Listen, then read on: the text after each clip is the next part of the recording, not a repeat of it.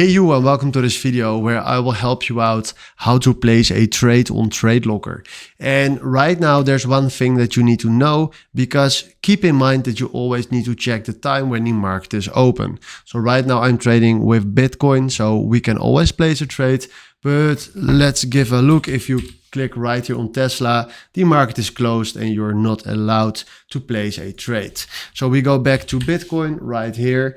And I will show you how we can trade, because if you click on this arrow, you can click on market and then on buy, and then you can select a stop loss or a take profit if you want to. And we don't want that for now, but let's select right here the lots that we want to trade.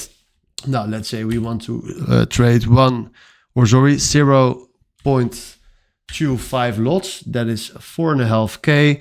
And then right here, we click on buy, confirm, and then right now we just create our position right here. Now maybe we are done with this, we want to close our position, then we click here on the partial close position, then we do close, then we do confirm, and right now our trade is gone and we just did one trade.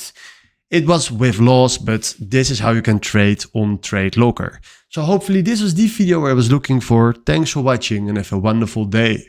Ciao.